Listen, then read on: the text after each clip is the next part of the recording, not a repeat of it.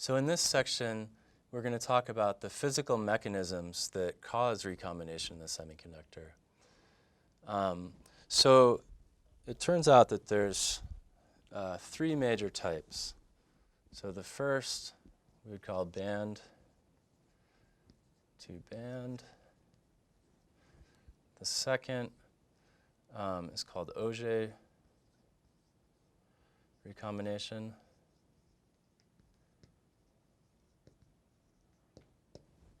And the third is impurity or Shockley-Reed-Hall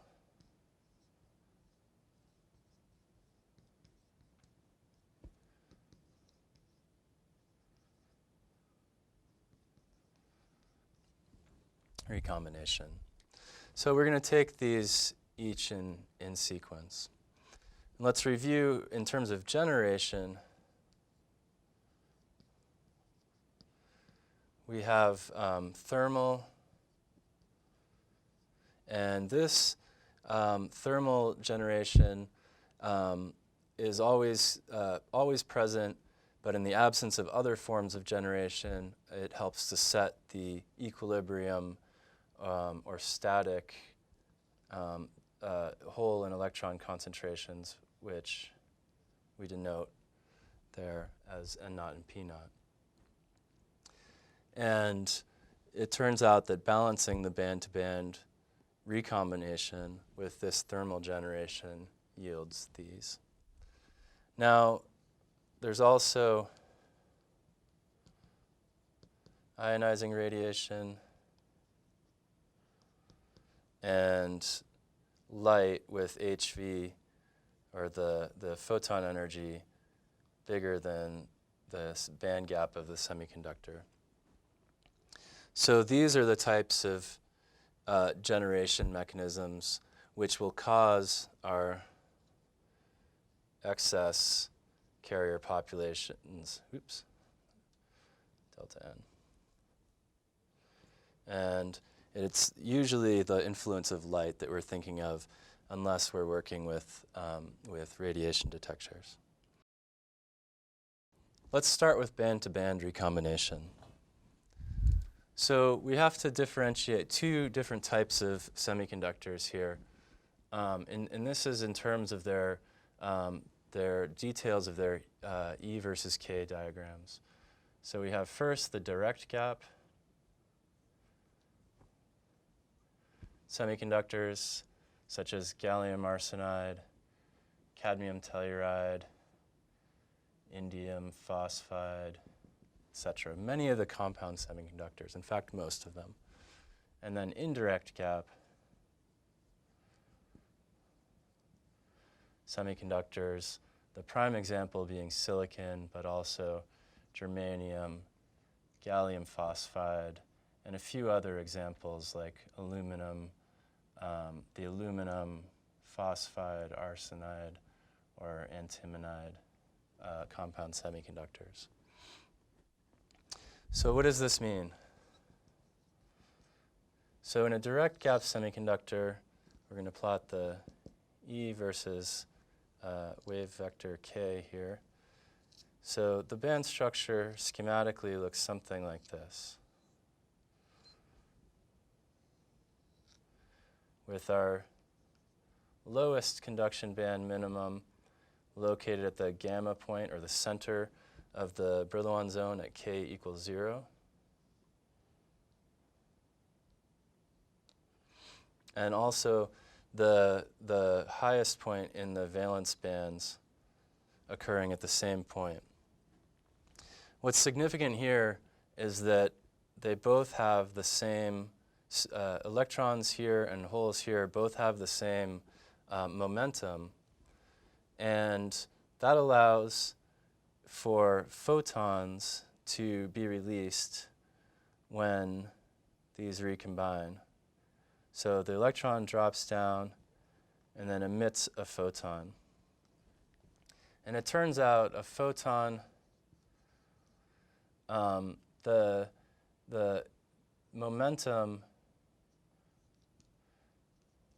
on this diagram, the momentum h bar k is approximately 0 on this diagram. So that's different than a phonon for which the momentum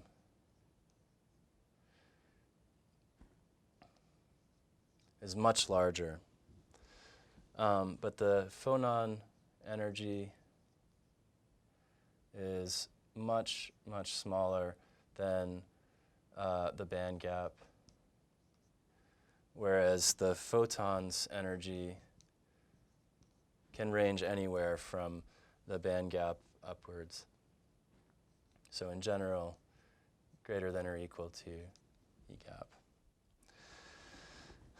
I've mentioned this word phonon, so what is this? This phonon is actually sort of the wave packet of a pulse of vibration moving through the crystal. It can be thought about in that sort of terms.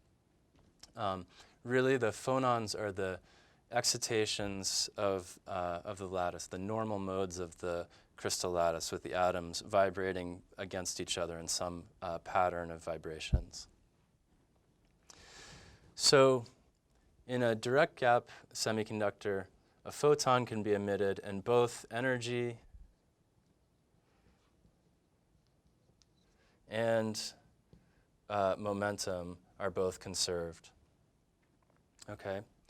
So in an indirect case, the alignment of these different conduction band minima is slightly altered. So in silicon, for example, the conduction band minimum near the X point is actually lower than the one at gamma. So our band gap is measured from here to here. And if this is true, the energy can be conserved, let's say if you emitted a photon. However, the momentum would not be, because you have a k all the way out here if you do a vertical photon transition. So then the recombination in an indirect semiconductor has to be a two-step process, with first a phonon being emitted or absorbed, and then a photon being emitted or absorbed. So for an indirect semiconductor, we can only satisfy the conservation of momentum and energy if a phonon is involved. And what that means essentially is that you have to have an electron, a hole, a photon, and a phonon all interacting in about the same place at the same time. So it's very improbable.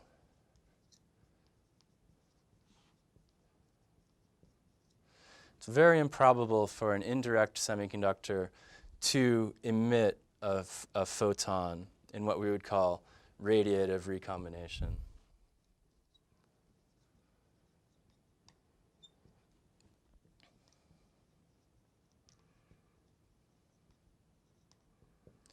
So it's very improbable for indirect,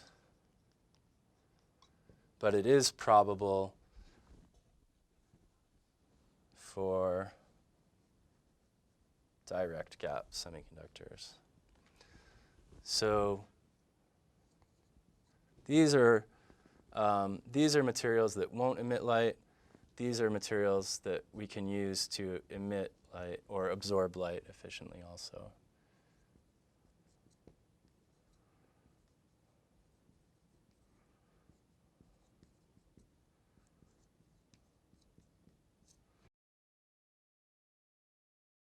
So now that we've talked in general about the EK diagrams, the details of the energy versus momentum diagrams as related to band-to-band recombination, let's look on the more device-oriented band diagrams, where we're plotting the energy as a function of x. So no matter what type of semiconductor you have, in a device diagram it looks about the same. The details of the band structure are obscured. The net result in both cases is the transfer of an electron from the conduction band down to the valence band and the reduction of our delta n. So if we look back to our definitions of the minority carrier lifetime, we can see that this is going to be some constant times the doping P for an N-type material. Sorry, excuse me, for a P-type material. And in this P-type material, the electrons are the minority carriers. And we want to know what this constant is for different materials. So typically this would actually be written this way as the dopant concentration, and the symbol beta, band to band, is used in tables and books a lot of the time. So for indirect semiconductors, this constant is something on the order of 10 to the negative 14 centimeters cubed per second. And for direct gap, something on the order of 10 to the minus 10 .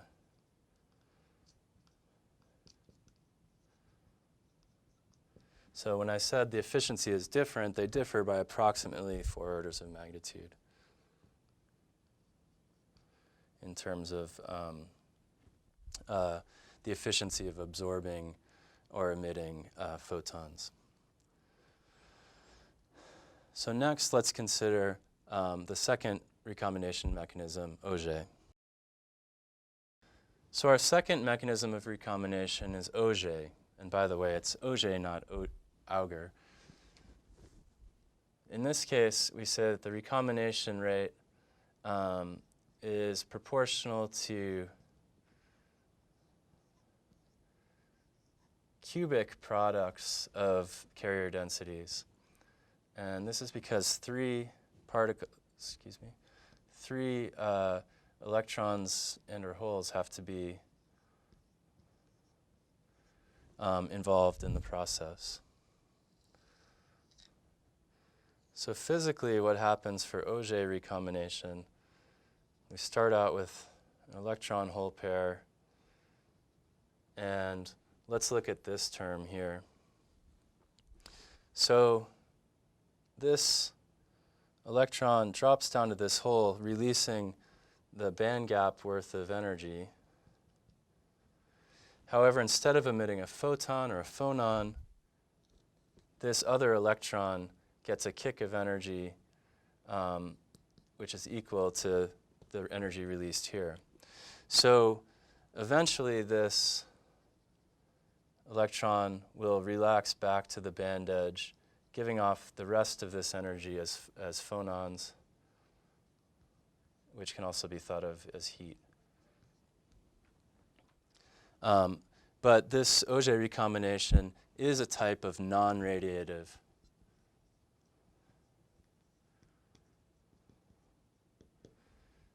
recombination.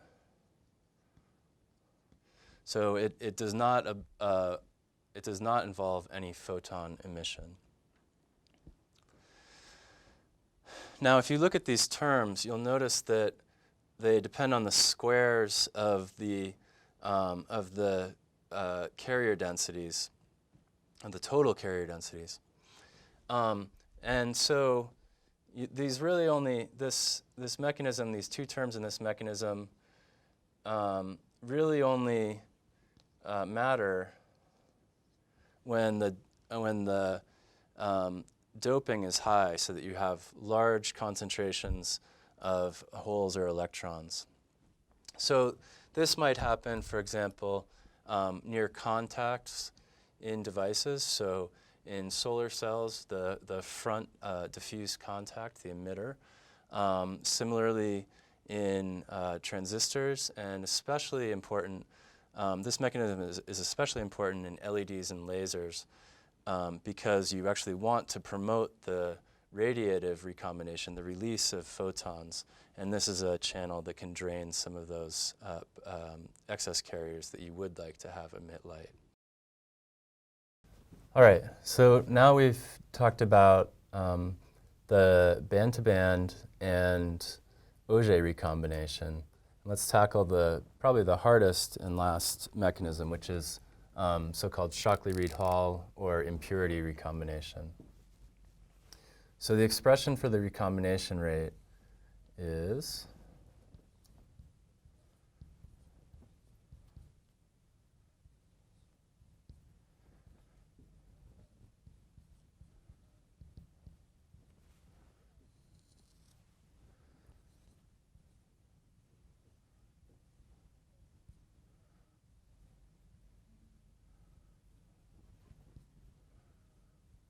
so the sigmas here signify the interaction between the carriers, either electrons or holes, and this trap with density given by NT.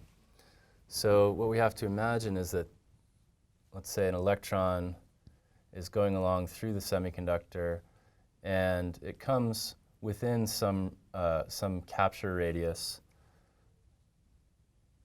of this trap.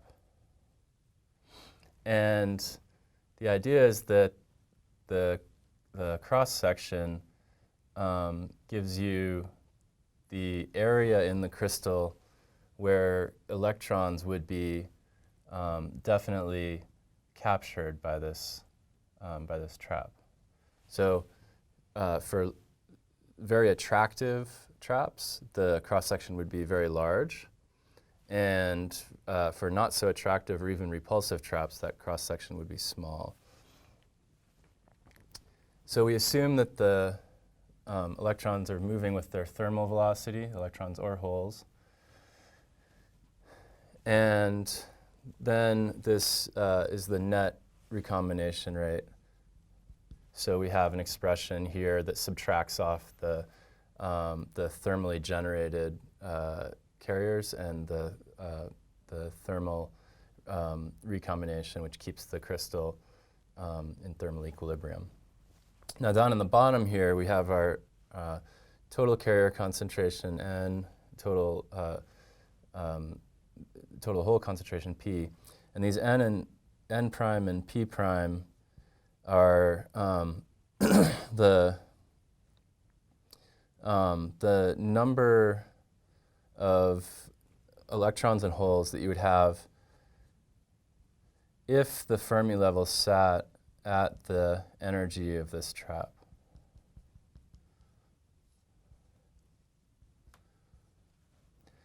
So the usual assumption would be that the trap is about equal to the intrinsic energy inside the band gap, the trap's energy. And the reason is because in this case, you would actually maximize this expression. And we won't go through the derivation here. But basically, the worst case scenario, the worst lifetime killers have their energy levels right at the intrinsic Fermi level.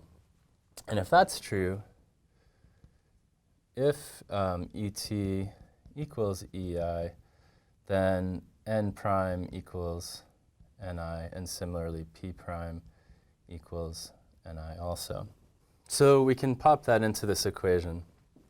And let's do that and then actually simplify the equation in the case of low injection. So we're going to have to look at this part and then these terms.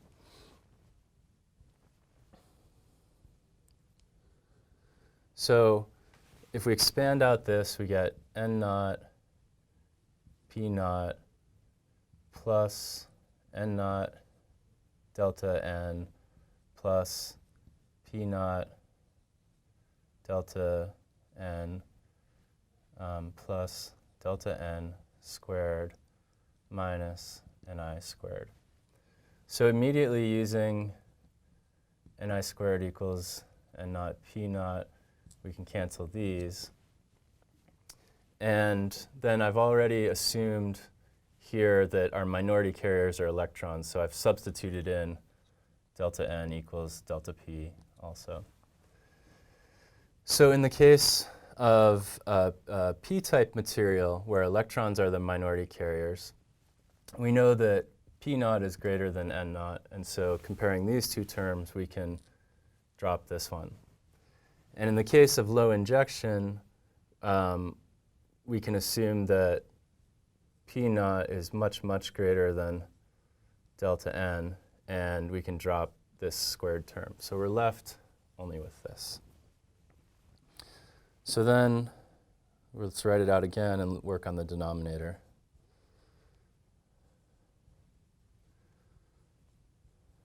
So what we're left with is an expression that has a delta n in the numerator, which is important in a moment. So we have then delta n times n naught, sigma n times n naught plus delta n plus ni plus sigma p, p naught plus delta n plus ni. And now let's think about these terms here. So in a p-type material, we have p naught much, much greater than n naught. And remember that p naught equals ni squared over n, let me change that. So p naught and n naught like this. So we know that this term is much bigger than this one. Let's make a further assumption about our trap that sigma n is about equal to sigma p. And so we'll substitute that in right here. And that allows us to actually cancel all of these out. So then we're left with this denominator that's just a simple sum of terms.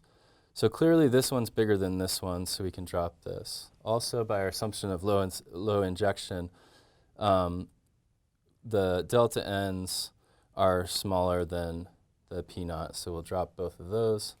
And then we have a very safe assumption that p naught is much, much, much greater than ni, so we can drop those also. So in the end, we're left with a p naught in the denominator, which cancels this one in the numerator. And the final expression reduces to sigma p, v thermal, nt times delta n. Now, if we want to write this within what's called the lifetime approximation, we seek a form of this expression for the total recombination, the net recombination rate, U, which is proportional to delta n. So here we have it right here. And we can write that U, Shockley-Reed-Hall, is about equal to delta n over tau if we define tau equals 1 over sigma p thermal velocity times the number density of traps per cubic centimeter. So there we have it. This Shockley-Reed-Hall mechanism says that in the low injection approximation, the rate of recombination should be directly proportional to the number of traps you have in there, and actually independent at low injection of the number of electrons. And so that assumes that that for every excess electron that we generate up here, that this trap has a hole waiting for it right here at one of these trap states. And so this is the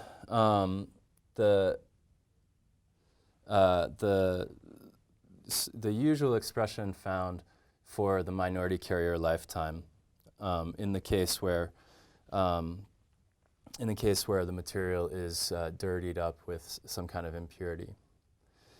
Now, for silicon especially, because the band-to-band recombination is so inefficient, the Shockley-Reed-Hall recombination totally dominates.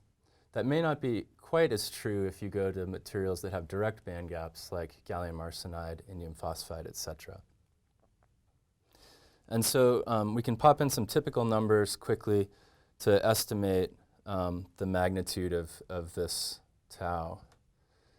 So a typical number for sigma would be about equal to 10 to the minus 14 centimeters squared for a bad lifetime killer like iron or gold inside silicon. The thermal velocity is 10 to the 7th centimeters per second for almost all semiconductors. And this is an order of magnitude estimate. It's within a factor of 10. And so we get a expression that's about 10 to the minus 7 seconds divided by the trap concentration NT. So we're looking at about 100 nanoseconds divided by the, oh, excuse me, I messed up my exponent. So 10 to the 7 seconds per centimeter cubed, if we put this in number per centimeter cubed. And so if this concentration is, let's say, 10 to the 14th per cubic centimeter, then we get about 100 nanoseconds. If it's 10 to the 15th, it goes down more. So those are typical orders of magnitude, somewhere on the order of 1 to 10 nanoseconds for light concentrations of traps. Now this should be compared to the band-to-band tau for silicon, which can be in the microsecond to millisecond range. So this 100 nanoseconds number is much faster than the recombination in the band-to-band case. Okay, so I think we've covered the main points of all the recombination mechanisms, and now we can consider how we can use these expressions in different cases of excess carriers introduced by, let's say, light or current into a semiconductor.